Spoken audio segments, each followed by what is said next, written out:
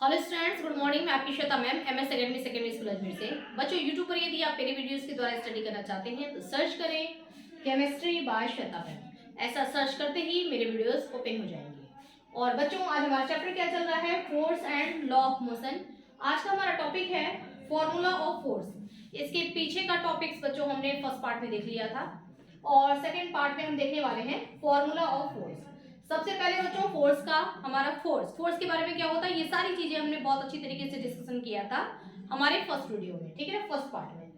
अब हमारा force is equal to क्या होता है? Mass into acceleration. ये फोर्स का फॉर्मूला होता है। Force is equal to mass into acceleration. अब बच्चों, फोर्स को हम किससे रिप्रेजेंट करते हैं? F से। मास को किससे रिप्रेजेंट करते हैं? M से। एक्सेलरेशन को किससे रिप्रेजेंट किया जाता है? A से। तो हमारा फॉर्मूला क्या बनता है फोर्स का? F is equal to M into A। ठीक है, तो m इंटू ए, ये मल्टीप्लाई के साइन को आपने देखा होगा कि फॉर्मूले में f is equal to m में हम बोलते हैं इस तरीके से शॉर्ट में, यानी कि मल्टीप्लाई का साइन यहाँ पर क्या हुआ है? छुपा हुआ है। ठीक है, तो हमने f is equal to m multiply by a, इसको हमने लिख लिया f is equal to m a। ये हमारा एक फॉर्मूला हुआ, ठीक है, फोर्स निकालने का।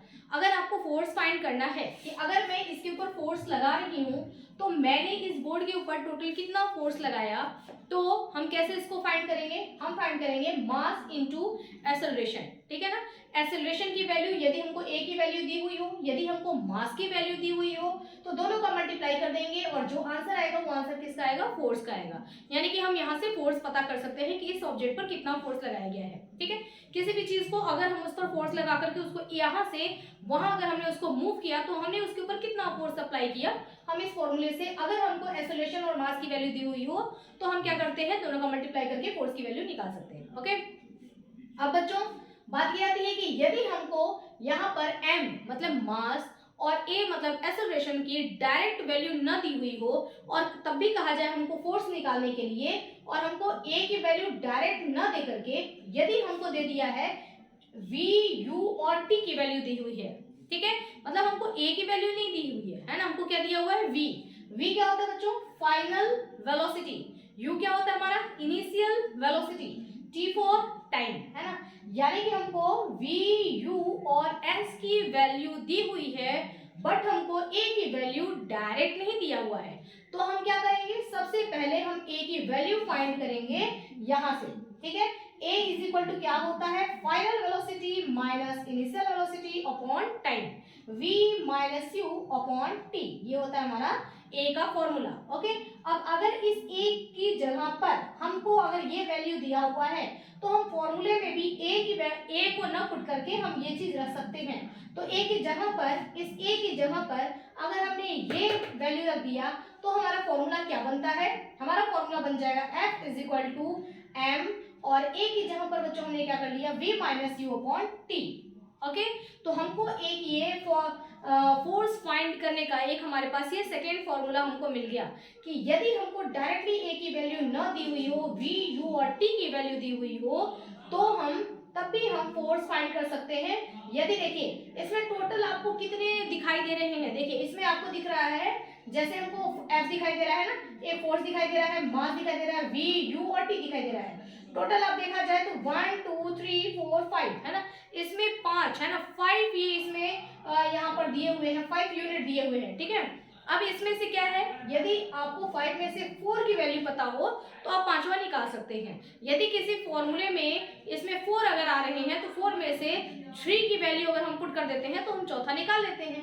अब यहाँ पर हमको v, u और t की वैल्यू दी हुई है, m की वैल्यू दी हुई है। ठीक है, तो हम इसको पहले सॉल्व करेंगे, जो इसका आंसर आएगा उसमें मास से मल्टीप्लाई करके और फोर्स निकाल सकते हैं। ठीक है, तो फोर्स निकालने के लिए एक फॉर्मूला हमारे पास ये है, नंबर 1 फॉर्मूला।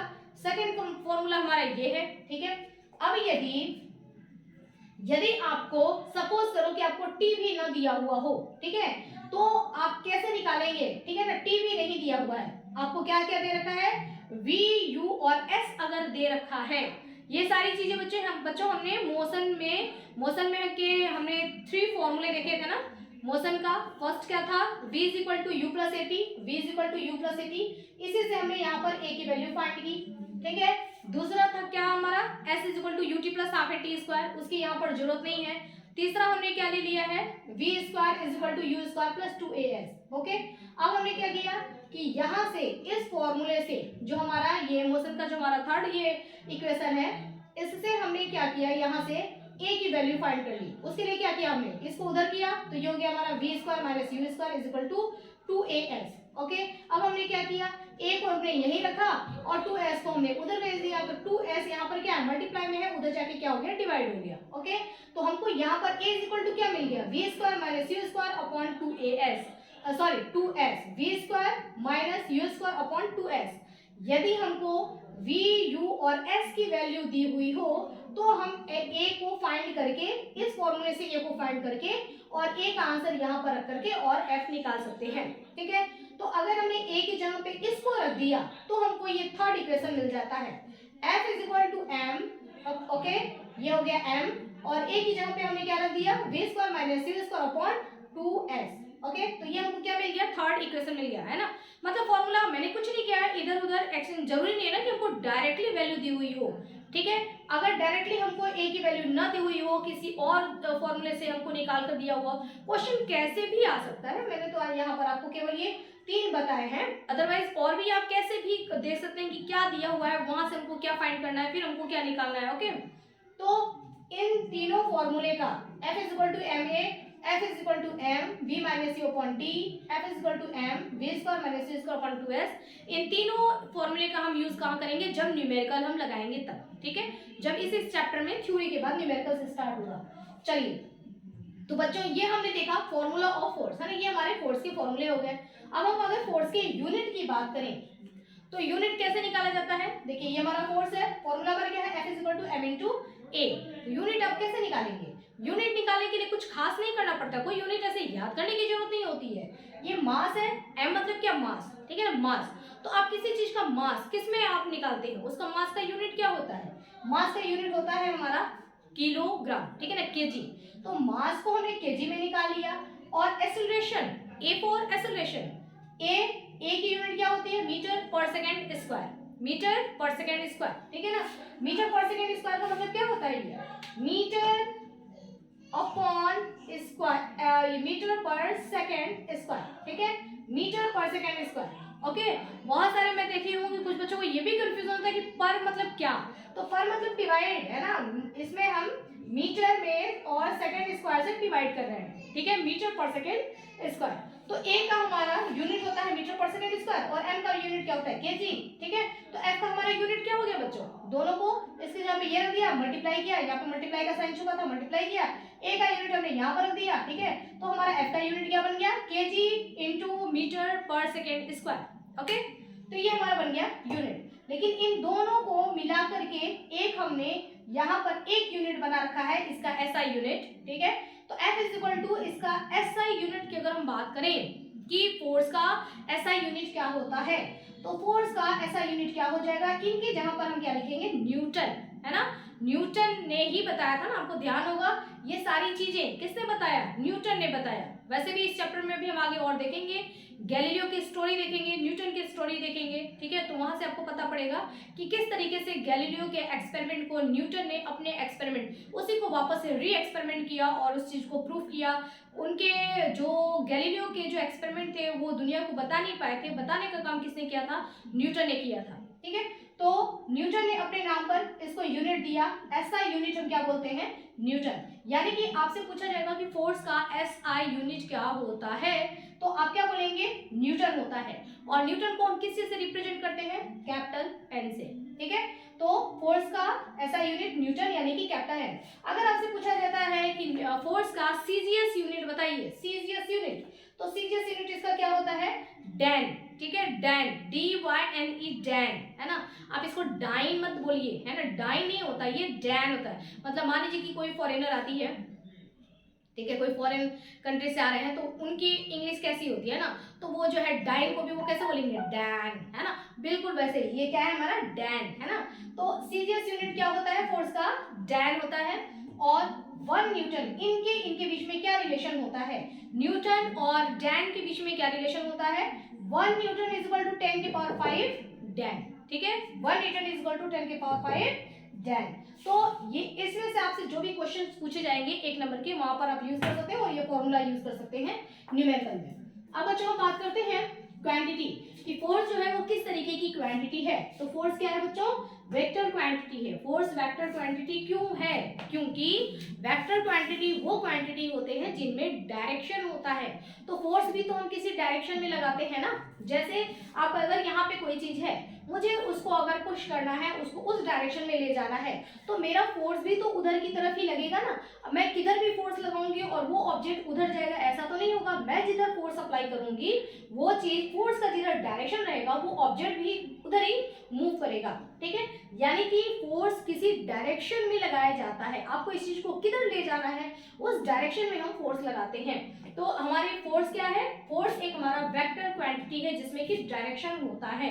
और डायरेक्शन आप याद रखना, ठीक है। डायरेक्शन मतलब कि अर्जुन का तीर है ना, अर्जुन, क्या मैंने अर्जुन सही लिखा है, शायद ऐसे होना चाहिए, अर्जुन का तीर, ठीक है ना। जो वेक्टर क्वांटिटी होते हैं, आपने देखा जैसे फोर्स है हमारा वेक्टर क्वांटिटी, ठीक है। तो फोर्स के ऊपर क्या लगेगा, इस तरीके का एरो लगता है, या आप फोर्स के ऊपर ऐसे भी लिख सकते हैं, इसी को बोला जाता है वेक्टर। मतलब वेक्टर को रिप्रेजेंट करते हैं ना, कि एफ के ऊपर हमने ये लगा दिया, मतलब ये वेक्टर क्वांटिटी को रिप्रेजेंट कर रहा है। या फिर आप एरो न लगा करके इस तरीके से बार भी लगा सकते हैं, ये भी वेक्टर क्वांटिटी को रिप्रेजेंट करता है। तो जो भी अर्जुन का तीर जिसके पास होता है, मतलब वो तीर सीधे जाएगा और बर्ड्स जो है चिड़िया की आंखों में ही लगेगा, ठीक है। तो एक डायरेक्शन में जा रहा है ना तीर, तो जहां डायरेक्शन होता है वो वेक्टर क्वांटिटी होता है। तो फोर्स भी हमारे क्या है, वेक्टर क्वांटिटी है। अब हम बात करते हैं इनर्शिया। इनर्शिया देखिए बच्चों, इनर्शिया क्या होता है, इनर्शिया का मतलब होता है एक बहुत ही कहा जाए अद्भुत, है ना, एक अद्भुत कैपेसिटी। लेकिन इस कैपेसिटी के बारे में पहले पता नहीं था बहुत ज्यादा। जैसे हम तो केवल पढ़ ले रहे हैं ना कि इनर्शिया है, इनर्शिया क्या होता है, डेफिनेशन अभी मैं पढ़ाऊंगी, आपने डेफिनेशन पढ़ लिया और समझ लिया। लेकिन इसके बारे में बताया जिन्होंने, उन्होंने बहुत बहुत बहुत अपना दिमाग खर्च किया है और काफी लंबा टाइम दिया है, अपनी लाइफ का बहुत लंबा टाइम स्पेंड करके उन्होंने बताया कि इनर्शिया कुछ होता है, ठीक है। और हमको तो सब कुछ दे दिया है, तो हमारे पास हमको ज्यादा मेहनत नहीं करनी, क्या करना है, सिर्फ उसको पढ़ना है ना कि इनर्शिया किसको कहते हैं। उतना कुछ नहीं करना है जैसे उन्होंने बताया होगा, बताने में कितना टाइम उन्होंने लिया होगा, कितना सोचा होगा, कितना दिमाग खर्च किया होगा, कितनी रातें जगे होंगे, है ना। लेकिन हमको सिर्फ बता दिया है और हमको सिर्फ पढ़ना है, तो इतनी मेहनत तो हम कर ही सकते हैं ना, पढ़ाई कर सकते हैं। इनर्शिया क्या होता है, इनर्शिया का मतलब होता है कि कोई भी चीज, देखिए कोई भी चीज यदि वो रेस्ट कंडीशन में है, रेस्ट मतलब रुकी हुई है, तो वो अपने इस रुके हुए स्टेट को, उसको पसंद है कि मैं रुकी हुई हूं तो मैं रुकी ही रहूं, ठीक है ना। अगर उसको आपको चाहिए कि आप उसको नहीं नहीं तुम रुको मत, तुम चलो, तो उसके ऊपर हमको क्या करना पड़ेगा, कुछ एक्सटर्नल फोर्स लगाना पड़ेगा। एक्सटर्नल फोर्स लगा करके उस चीज को, हम उस ऑब्जेक्ट को मोशन में ला सकते हैं, ठीक है। तो मोशन में लाने के लिए हमको क्या करना पड़ेगा, एक्सटर्नल फोर्स लगाना पड़ेगा, तभी वो ऑब्जेक्ट मोशन में आएगा, अपने आप नहीं आएगा, ठीक है। अगर इस मार्कर को मैं यूं ही रख दूं, है ना, टेबल पे रख देती हूँ और इस कमरे में कोई नहीं आता है, तो क्या होगा, ये क्लासरूम यदि इसमें कोई नहीं आ रहा है तो ये यहीं पड़ा रहेगा। 7 डेज बाद भी अगर मैं इस क्लासरूम को ओपन करती हूँ तो मुझे मार्कर उस टेबल पर और इसी डायरेक्शन में, इसका कैप इधर और ये है ना, इस तरीके से ही मिलेगा। मतलब इसने अपने आप ये अपना पोजीशन चेंज नहीं कर सकता है, रेस्ट से ये मोशन में नहीं जा सकता है, ठीक है। और यदि कोई चीज मोशन में है, कोई चीज चल रहा है, एक बॉल है और एकदम सरफेस जो है हमारा एकदम प्लेन सरफेस से बिल्कुल भी सरफेस चली है, मान लो कि सरफेस जो है कांच का बना हुआ है, वो बॉल अगर मूव कर रहा है, ठीक है ना, अगर वो बॉल, हमने बॉल को ऐसे फेंक दिया और वो फर्श पे मूव करते जा रहा है, करते जा रहा है, करते जा रहा है, कोई डिस्टर्बेंस नहीं है, तो वो बॉल मूव करता ही रहेगा जब तक कि एक्सटर्नल फोर्स लगा करके उसको रोका न जाए, ठीक है। और वो उस चीज को ही पसंद करता है, रुकी हुई चीज अपने रुके हुए स्टेट को पकड़ के रखना चाहती है, उसको छोड़ना नहीं चाहती। और अगर उसको मोशन में लाने की कोशिश करेंगे, रुकी हुई चीज है कि तुम चलो, तो वो उसका अपोज करती है कि नहीं मुझे नहीं चलना है, ठीक है, रुके रहना है, क्योंकि ये मेरा क्या है, ये मेरा उसका इनर्शिया है, ठीक है ना। रेस्ट में है तो उसका रेस्ट ऑफ इनर्शिया है, ठीक है। अगर कोई चीज मोशन में है तो वो चलता रहेगा, चलता रहेगा, चलता रहेगा। आप उसको रोकने की कोशिश करेंगे तो वो उसको, उस स्टेज को, रोकने के स्टेज को, यानी कि रेस्ट में आने का वो अपोज करेगा। अपोज का मतलब कि विरोध करेगा, नहीं नहीं नहीं नहीं रुकना है मुझे, है ना, मेरा इनर्शिया, अपने इनर्शिया को पकड़ के रखना है कि मुझे चलना है तो मैं चलता रहूंगा, ठीक है। तो इस तरीके से अपने स्टेट को पकड़ के रखना, ये कितनी अच्छी ये कैरेक्टर है ना, अपने स्टेट को पकड़ के रखना, इसी को हम कहते हैं इनर्शिया। कि रेस्ट में है तो रेस्ट में ही रहेंगे, मोशन में है तो मोशन में ही रहेंगे जब तक कि कोई अगला ऐप करके हमारे को चेंज नहीं करता है। जब कोई अगला ऐप फोर्स लगाएगा तो रेस्ट से मोशन में आ जाएंगे, और मोशन में चल रहे हैं एक्सटर्नल फोर्स लगा तो रेस्ट में आ जाएंगे। ठीक है, तो इनर्शिया इस अद्भुत कैपेसिटी को क्या कहते हैं हम? इनर्शिया कहते हैं। एक नॉन लिविंग भी है, ये नॉन लिविंग चीज है, लेकिन ये अपना एक कैपेसिटी रखता है। कौन सी कैपेसिटी? इनर्शिया की। A body continues in its state of rest और ऑफ यूनिफॉर्म मोशन। कोई भी बॉडी या कोई भी ऑब्जेक्ट जो है वो कंटिन्यू रखेगा अपना स्टेट का, स्टेट ऑफ रेस्ट, यानी कि अगर वो रेस्ट में है तो रेस्ट के स्टेट को कंटिन्यू रखेगा। यदि वो यूनिफॉर्म मोशन में है, चले जा रहा है तो इसके कैरेक्टर को भी वो क्या करेगा? पकड़ के रखेगा, कंटिन्यू रखेगा इन ए स्ट्रेट लाइन, है ना। स्ट्रेट लाइन में वो अपने अगर चल रहा है तो स्ट्रेट लाइन में यूनिफॉर्म मोशन से वो चलता ही जाएगा, अनलेस एन एक्सटर्नल फोर्स, जब तक कि उसके ऊपर, अनलेस मतलब जब तक कि उसके ऊपर कोई अनबैलेंस फोर्स उसके ऊपर एक्ट न किया जाए, यानी कि बाहर से जब तक हम उसको फोर्स लगा करके चेंज नहीं करेंगे तब तक वो अपने कैरेक्टर को पकड़े रहेगा। इसी कैरेक्टर को पकड़ के रखना हम कहते हैं इनर्शिया। ओके बच्चों, अब इनर्शिया जो होता है वो 3 तरीके का होता है, inertia of rest, inertia of motion और इनर्शिया ऑफ डायरेक्शन। ठीक है, इनर्शिया ऑफ रेस्ट यानी कि वो अगर रेस्ट में है तो रेस्ट में ही बनना रहेगा जब तक कि एक्सटर्नल फोर्स लगा करके उसको मोशन में न लाया जाए। इनर्शिया ऑफ मोशन, अगर कोई ऑब्जेक्ट मोशन में है, मूव कर रहा है, तो वो मूव करता ही रहेगा जब तक कि कोई एक्सटर्नल फोर्स लगा करके उसको रेस्ट में न लाया जाए, उसको रोका न जाए। इनर्शिया ऑफ डायरेक्शन, यदि कोई चीज किसी डायरेक्शन में जा रही है तो उसी डायरेक्शन में ही जाती रहेगी जब तक कि उसके ऊपर एक्सटर्नल फोर्स लगा करके उसका डायरेक्शन न चेंज किया जाए। ठीक है, अभी मैं आपको इन तीनों का यहाँ पर डेफिनेशन भी लिखवा दूंगी, इनर्शिया ऑफ रेस्ट, मोशन और डायरेक्शन का। जो मैंने बताया वही डेफिनेशन यहाँ पे लिखवा दूंगी। पहले हम देख लेते हैं इसका एग्जांपल। अब देखिए, example of inertia of rest. Inertia of rest का एग्जांपल क्या है? जैसे कार्पेट विद डस्ट। अब देखिए, ये सारी जो यहाँ पर एग्जांपल आपको बताए गए हैं ये हम अपने डेली लाइफ में बिल्कुल इस्तेमाल करते हैं, हमेशा इस्तेमाल करते हैं, लेकिन हमको पता नहीं है कि यहाँ पर मतलब एक स्टूडेंट, एक साइंस का स्टूडेंट जिसने पढ़ा है उसको पता है कि ये चीज़ क्यों हो रहा है, बट घर में या हमारे आसपास फिजिक्स यही तो है, हमारे नेचर है ना, नेचर को हम स्टडी करते हैं, उसको बोलते हैं फिजिक्स, कि हम अपने डेली लाइफ में हम क्या कर रहे हैं। ठीक है, वो चीज़ क्या है, वहाँ पर जो कुछ भी हम कर रहे हैं वो क्या है? फिजिक्स है। ठीक है ना, डेली लाइफ में जो हम कर रहे हैं तो नेचर का जो हम स्टडी करते हैं ना वो फिजिक्स है। अब देखिए, ये काम तो हम करते ही हैं, कार्पेट विद डस्ट। एक कार्पेट है जिसमें बहुत ज़्यादा डस्ट हो गया है, ठीक है ना, कार्पेट को क्या करते हैं, आपने देखा होगा घर में मम्मी क्या करते हैं, कार्पेट को ले जा करके और कहीं 1 बार 2 बार 3 बार उसको झटक दिया, है ना, पटका उसको। तो पटकने से क्या होता है, किसी चीज के ऊपर हम इसको बार बार ऐसे ऐसे पटक देते हैं तो कार्पेट से डस्ट क्या होता है, बाहर निकल जाता है। ठीक है, ये नॉर्मली यूज करते हैं, लेकिन अब आपको बताना है कि डस्ट कार्पेट को छोड़ करके बाहर क्यों आया, है ना।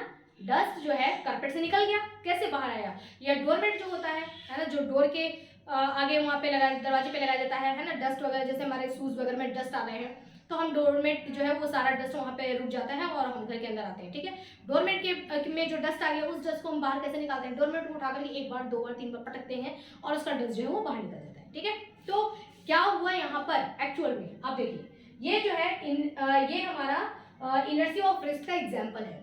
कैसे? हमारा जो कार्पेट है वो रेस्ट कंडीशन में है, उसमें जो डस्ट है वो भी क्या है, रेस्ट कंडीशन में है।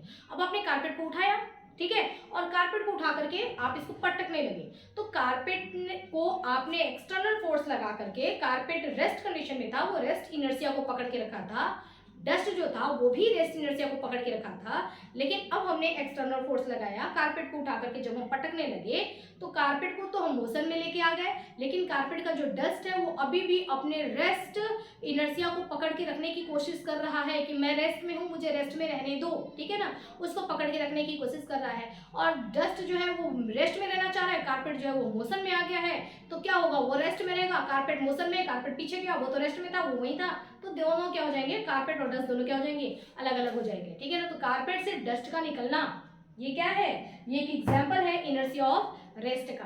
ठीक है, दूसरे क्या है, अगर किस पेड़ पर जो है एप्पल है, ठीक है ना, एप्पल है या ट्रीज है, ट्री पर बहुत सारे लिप्स लगे हुए हैं, आपने पेड़ को उठा करके यूं यूं यूं यूं अगर हिला दिया तो उससे क्या होगा, कुछ पत्तियां या फ्रूट्स अगर टूटने वाले हैं तो फ्रूट्स जो है वो टूट करके, या उसमें अगर फ्लावर्स लगे हुए हैं तो वो टूट करके नीचे गिर जाते हैं।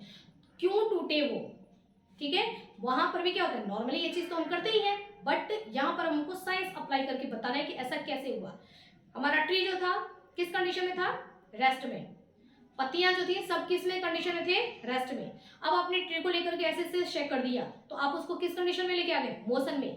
लेकिन जो उस पे लीव्स थे वो क्या है, वो अभी भी अपने आप को रेस्ट कंडीशन को पकड़ के रखने की कोशिश कर रहे हैं, क्योंकि इनर्शिया का मतलब यही होता है कि वो जिस कंडीशन में है उस कंडीशन को पकड़ के रखने की कोशिश करेंगे, ठीक है। तो जो लीव्स हैं वो कोशिश कर रहे हैं कि नहीं नहीं नहीं नहीं नहीं हम मोशन में नहीं जाएंगे, रेस्ट में रहेंगे, ठीक है ना। आप चेक कर रहे हैं तो ट्री तो आपका आ गया मोशन में, लेकिन लीव्स क्या है, वो तो रेस्ट कंडीशन में है। तो दोनों का जब अलग अलग हो गया, ठीक है, दोनों अलग अलग कंडीशन में चले गए तो पत्तियां क्या हो जाएंगी, नीचे गिर जाती हैं, ठीक है।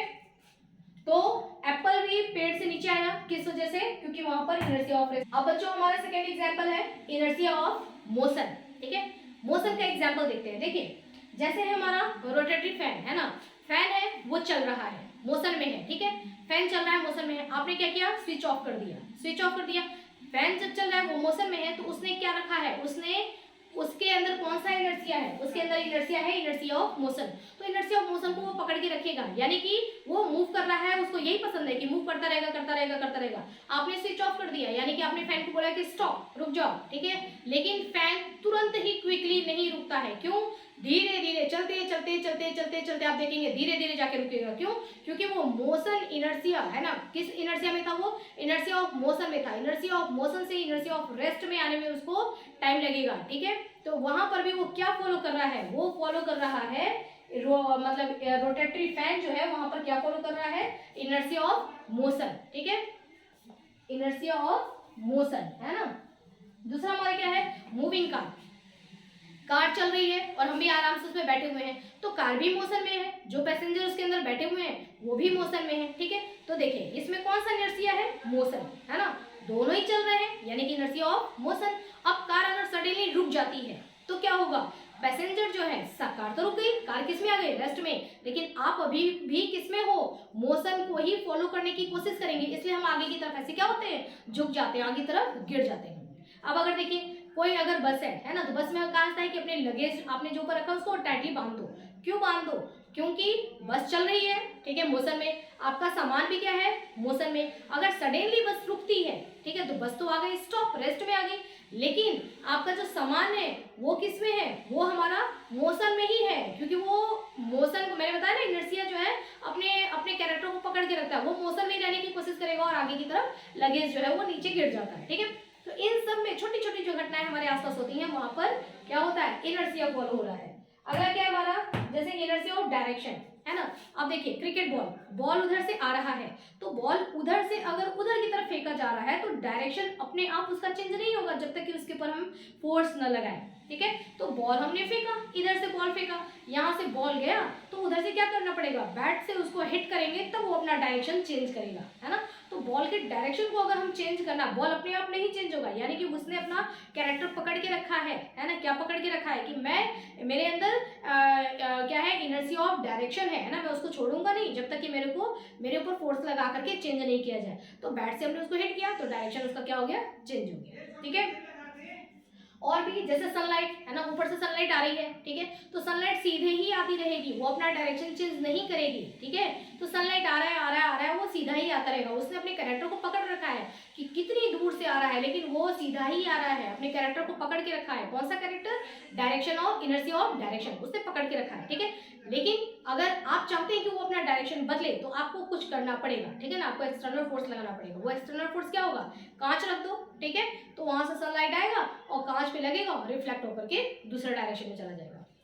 आई होप कि आपको बात समझ में आ रहा है ना। तो एक बहुत ही शानदार ये अद्भुत पॉइंट है इनर्शिया।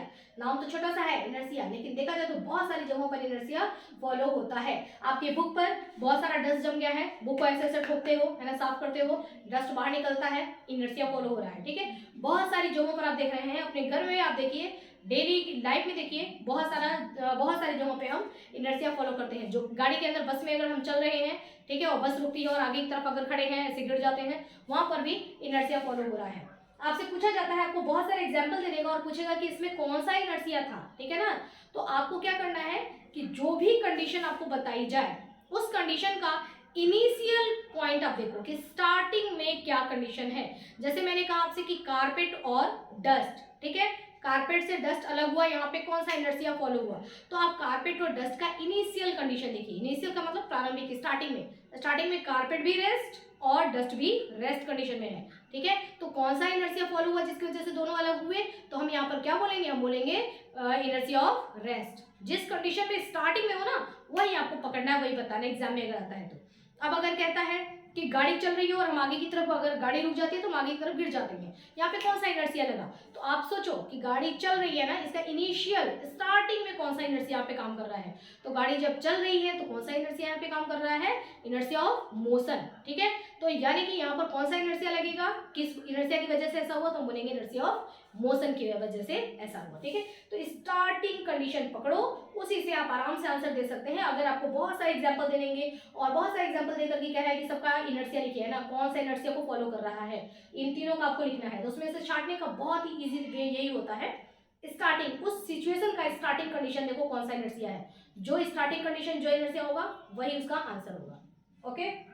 तो अब ये है हमारा definition of inertia of rest, है ना। इनर्शिया ऑफ रेस्ट का definition, a body at rest continue to remain at rest. जो मैंने अभी आपको समझाया कि यदि कोई बॉडी रेस्ट में है तो वो रेस्ट में ही रहेगी जब तक कि उसके ऊपर एक्सटर्नल फोर्स अप्लाई न किया जाए, ठीक है।